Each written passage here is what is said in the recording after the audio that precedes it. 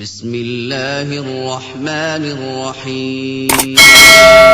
अस्सलामुअलैकुम dear students, most welcome at our channel.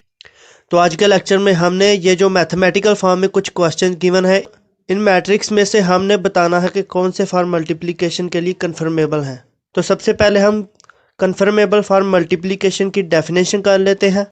तो conformable form multiplication की हमारे पास जो डेफिनेशन है वो ये है कि हमने सबसे पहले दो मैट्रिक्स लेट करते हैं कि हमारा फर्स्ट मैट्रिक्स ए है और सेकंड मैट्रिक्स हमारे पास बी है।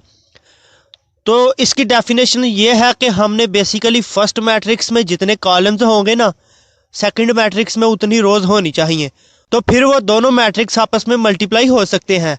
जैसा कि आप फर्स्ट मैट्रिक्स ए देख लें, तो आपने ए में सबसे पहले ये देखना है कि इसमें नंबर ऑफ कॉलम्स कितने हैं। तो इसमें फर्स्ट कॉलम बन रहा है 1 और 3 का, जबकि सेकंड कॉलम हमारे पास बन रहा है 2 और 0 का। तो ए में हमारे पास पॉसिबल है 2 कॉलम्स। तो जैसा कि आपको नजर आ रहा है, ए मैट्रिक्स में 2 कॉलम्स हैं। इसकी रोज नहीं आपने देखनी, सिर्फ कॉलम्स देखने हैं।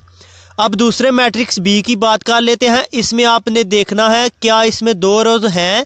अगर सेकंड मैट्रिक्स बी में 2 रोज हुई तो फिर ए और बी मल्टीप्लाई हो सकते हैं। तो बी में देख लें, फर्स्ट रो 4 की है, यानी कि 4 के लिहाज से एक रो बन रही है, जबकि दूसरी रो 1 के लिहाज से बन रही है। तो ये दोनों मैट्रिक्स आपस में मल्टीप्लाई हो सकते हैं। तो अब हम दोबारा एक्सरसाइज 1.4 के क्वेश्चन नंबर 1 की तरफ आ जाते हैं, जिसमें हमने इन सब क्वेश्चन में से बताना है कि कौन से मल्टीप्लाई हो सकते हैं।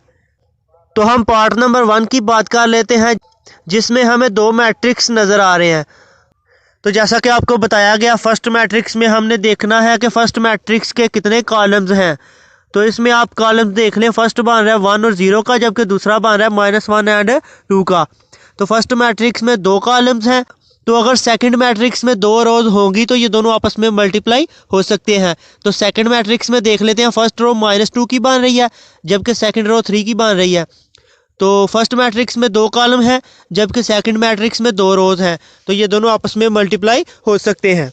तो पार्ट नंबर 2 में भी हमने फर्स्ट मैट्रिक्स के कॉलम्स देखने हैं। तो फर्स्ट मैट्रिक्स में हमारे पास कॉलम बन रहा है 1 और 1 का पहला, जबकि दूसरा हमारे पास बनेगा -1 एंड 2 का। तो इसमें 2 कॉलम्स बन रहे हैं। तो अगर दूसरे मैट्रिक्स में 2 रोज हुई तो ये दोनों आपस में मल्टीप्लाई हो सकेंगे। तो हमें नजर आ रहा है फर्स्ट रो हमारे पास 2 एंड -1 की बन रही है, जबकि सेकंड रो हमारे पास 1 एंड 3 की बन रही है दूसरे मैट्रिक्स में।